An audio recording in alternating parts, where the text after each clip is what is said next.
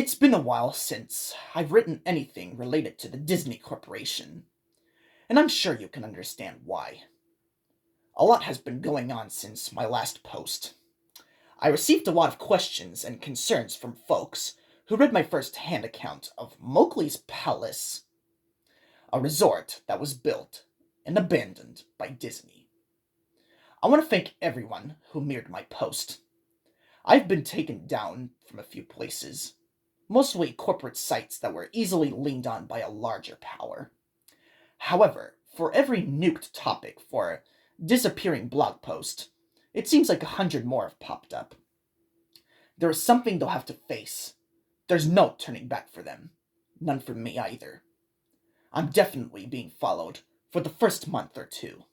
I chalked it up to paranoia. Any casual glance or half smile in my direction set me off. Hair standing on my back the neck and everything.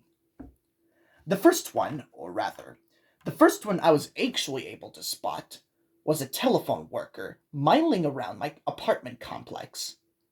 He was middle-aged, doughy, dressed just as you expect, but something just seemed off about him. I couldn't place it, but I knew this wasn't my imagination acting up. He was just awkward and out of place. Not somebody who was comfortable doing his routine job. I followed him around a corner, only to lose him there. When I turned back to go home, there he was, staring directly at me, about 10 feet behind me, expressionless and cold. "Exploring?" he asked. That was all he said, and there was an accusing tone of his voice. "Tell me, what blue-collar phone jockey does that?" I guess that's the worst part. Never feeling safe, never feeling alone. That, and the occasional Disney merchandise left somewhere for me to find. Little rubber Mickeys in the mailbox. A Disney Adventures magazine on my bookshelf. They hide little Mickeys everywhere. 3 circles, one big, 2 small, in the silhouette of the famous mouse head. I've started keeping a running list of Mickeys I found. Coffee cup rings on my coffee table, 1 big, 2 small. Colored glass bottles left in the doorstep, viewed from the top down. Graffiti on the wall, on my way to work. Huge earth, small sun and moon in the proper locations. They're everywhere. People have emailed me about this as well. If you repost anything I have to say, you're gonna start finding those son of a bitch outlines, I guarantee it. The best one by far, one was actually made me laugh because of the horror it all, was a drawing in chalk next to my car. I was taken aback at first, walking through the parking garage, keeping an eye out for people following me. The outline seemed a perfect match for, well, a murder victim. You're probably familiar if you read my posts. Written in yellow paint, I'm sure, was a single word: retract. The only good thing that has come out of all is that I know that I'm not the only one who's been something they shouldn't have. I'm not going to give their names because, well, if I have to tell you why, you have been paying attention. Researcher goes to Disney parks wherever he can, all throughout the year. He's not going to have fun, enjoy the rides. He's looking for the gascots. There's been a long tradition, apparently, of people reporting strange patrons throughout the park. Silent, motionless, staring patrons of every age, shape, and size. Men and women, adults, children, and teens. All wearing Disney-themed gas masks. Way back when, Disney would get tons of complaints about oddly dressed folks following others around the park. Folks who would then merge into crowds and disappear. Later on, the gas masks caused folks to draw other conclusions, and reports of possible terrorists and bombers started flowing. All of those reports most likely went straight to the trash can. I know I couldn't find any sign of such occasions reported on by the media. Researcher goes to the parks, talks to a few people, and tries not to draw any attention of himself. He'll just ask 3 or 4 families if they've seen his friend who's wearing a funny mask. He has yet to see a gascon himself, though one occasion a child pointed toward Frontier Town. As he raced through the crowd, he heard a single voice ahead cry out, "Mommy, I want a goofy air mask too." A fellow I'll call lifeguard worked in a Disney water park through 2001 through 2003. He stood at the top of the huge water slide and made sure none of the kids got too rowdy. He passed the kids through, one at a time, telling them over and over again to be safe, keep their arms in, and so on. One day, as he tells it, this fat kid goes down the tube and he doesn't come out the other end. He sent 2 or 3 kids after. The whole thing moves at a steady clip, so naturally you expect that if Fatty got stuck, the kids that followed him were stuck too. Not so, only the big kid disappears. Everyone else comes out of the other end, cheering and splashing like nothing's wrong. Lifeguard shuts down the slide, and much to the aggravation of the kids waiting. Before he can go through any of the Disney strict procedures, splash! The fat kid finally comes out. Staff members pulled the kid out of the water. He sank like a stone while he hit. His skin already blue and his eyes wide. All he would say was, "No face, kids," and "Stop squeezing." The kid was okay, in case you're wondering. He got carted right off to the medical center. When Lifeguard was told to open the slide back up, he made a big stink about how it clearly wasn't safe. Despite his complaints, he was threatened with firing and begrudgingly opened the slide again. From that point on, he kept a closer eye on the kids. Every so often, they come out of the wrong order, never as stunned as the fat kid, but always with a vague look of concern, a dreamy half-stupor that seemed as if they were trying to figure out what was reality. They take on some water and choke a bit, and they never come back to right again. I read his emails with the same sort of unease as you might be feeling right now. I wanted him to share his story, but in the end, he didn't want to expose himself that way. I can't say I blame him. Snow White, which was the actual role she played, was a character in the park. She had a nice little tidbit for me. You know what happens when a costume employee drops dead in the suit? Like, 1 second, he's taking a picture with old Jimmy, and the next, he had a fatal stroke. A second costume mascot in the area has to sit with the corpse on a curb or bench and wait for a designated dry cleaner to arrive and cart the body away in a discreet manner. All the while, patrons have no idea they're sitting with a dead body for photo ops. Feel free to check your photo albums at this point. That was bad, but another fellow, janitor, went completely off the charts.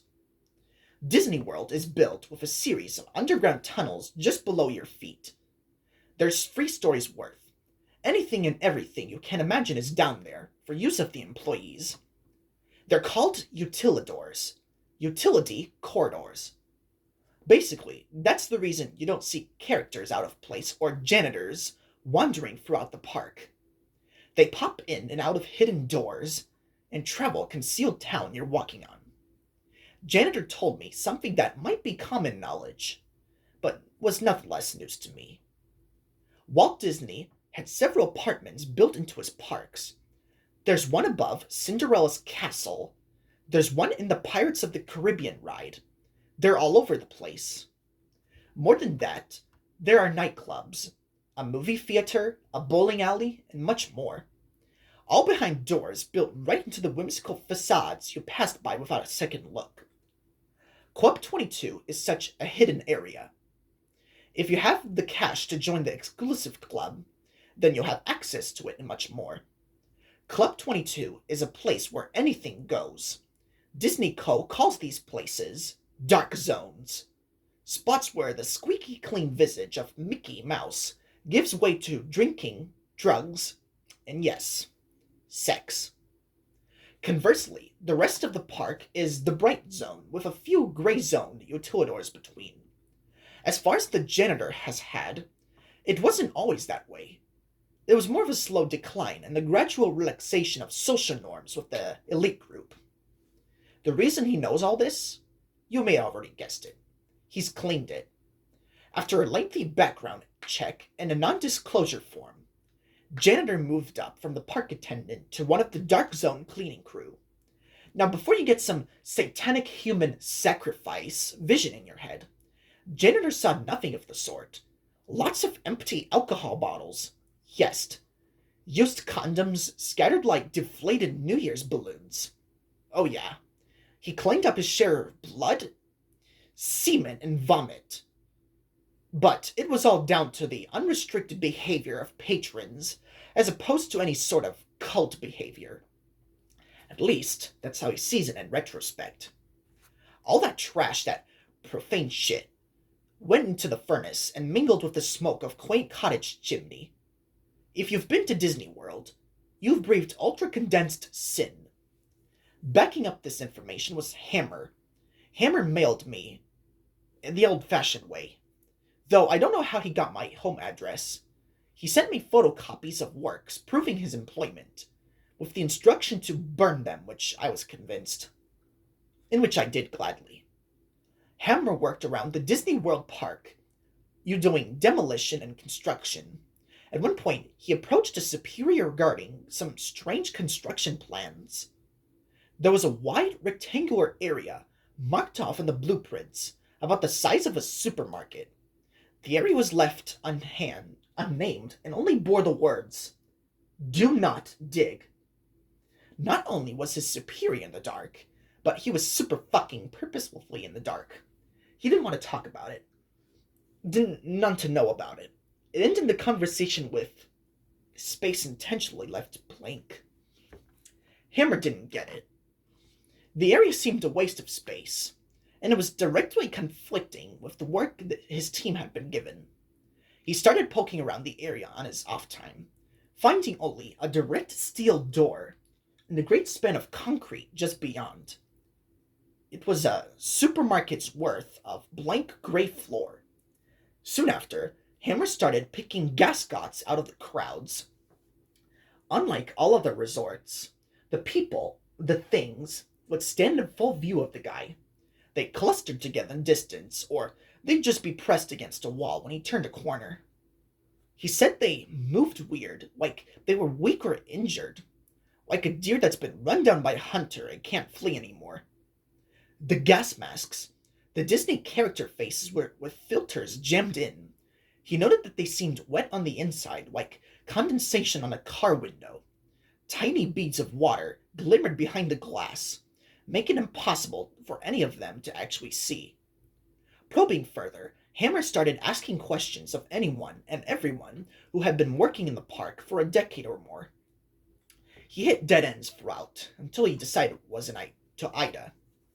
He hit dead ends throughout until he was directed to Ida, an elderly woman who worked in a restaurant on Main Street. She'd been there since way back, and though nobody had the calls to ask directly, everyone knew she had plenty of terrible stories to tell. Hammer asked about the empty space, then about the gas masks. And first, he thought he received the same non-answers he got so far. She was quiet, eerily quiet. "Room 0, she croaked, a single shaking hand placed to her cheek as if she was a little girl fearing a father's punishment. She didn't meet the man's gaze for the entire conversation. Room 0, as it turned out, was yet another hidden room, just like the apartments and Club 22. However, its sheer size and its spot deep beneath the park set it apart from any of the fun dark zones. It was a bomb shelter.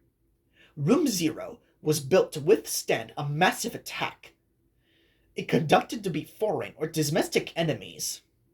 Room 0 was to be stocked and with enough patrons to feed the entire park's average number of patrons at any given moment, and housed a small yet lavish panic room of sorts for Disney higher-ups. During World War II, official Disney gas masks were actually produced for children to wear in the event of the attack. The idea was that it would be less scary for kids if Mickey's face was emblazoned on the wartime safety device. Yes, I know, the obvious problems with that. During the Cold War scare of the 60s, when Disney World was constructed, Room 0 was stocked with similar masks as well, whenever they cared for about the fears of children or just callous branding. The things found their way down here. Well, what's more, some genius decided that kids would then be frightened by the gas masks their parents wore, and so all masks, adult and child, were made to comply to this insane standard. Ida described it as treating a wound with lemon juice. None of this explained what Hammer had been seeing. Not only the seemingly supernatural occurrences, but the emptied out room as well. "I've been in there," he explained. "There's nothing but a cement floor and 4 walls." "No." Ida shook her head and covered her mouth, stifling a sob. "You've been on top of it." Someone or something sounded the alarm one day. When the park was at full capacity, the warning was clear. It was supposedly an air attack. Security ushered everyone down into the tremendous shelter. There, they were ordered to put on their masks and hunkered down for the duration of the assault. Everything was quiet for about 30 minutes, save for the crying children and the frightened whispers. No one wanted to die, and so they were thankful in a way for this strange measure of safety. Then the first scream rang out. "Hey!" a man shouted. "Quit pinching!" Waves of shrieks and yelps rippled through the crowd, from one wall to the other, back and forth. "Who's running around? Settle down!" someone hollered. "Who's laughing? This isn't funny! Ow! Who stepped on my foot?" Despite security guards urging to calm down and keep their cool, the crowd became more and more agitated until, finally, after near an hour of madness, the lights flickered, then died. What followed could be only described as utter chaos. In the dark, only the wails of the young and the anguished cries of adults could be heard in a massive, swelling din that bloodied the ears of all within that black echo chamber. A group of staff members and a select few patrons made it out of the door, ready to face the war above rather than the insanity below. What they found, of course, was a desolate yet untouched theme park. The music continued to play, echoing through the silent storybook towns. Upon returning to room 0, the few who stood at the top of the steel staircase that led down to the pitched blackness heard no sign of the previous fray. There was only silence. Ida herself descended this staircase despite the begging of those who left above. She reached the reinforced doors herself, now awash in darkness and hearing only the buzzing in her ears. A single voice came out in the darkness. The echo made it impossible to tell whether the mocking, raspy voice was at the back of the bomb shelter. It was right in front of her face. "Shut the door, dear. You're letting out the cold." Gripped by terror, she did just that. Within days, the entire thing, shelter, staircase of all of it, was covered with feet upon feet of cement. Air systems and generators above its ceiling were removed, creating a large empty space. "They're still down there," Ida told Hammer. "Down there, with whatever what was once was." You might notice I've used Ida's name. Unfortunately, she passed away soon after telling her story. Accidental fall, supposedly, after getting out of bed to turn on a light.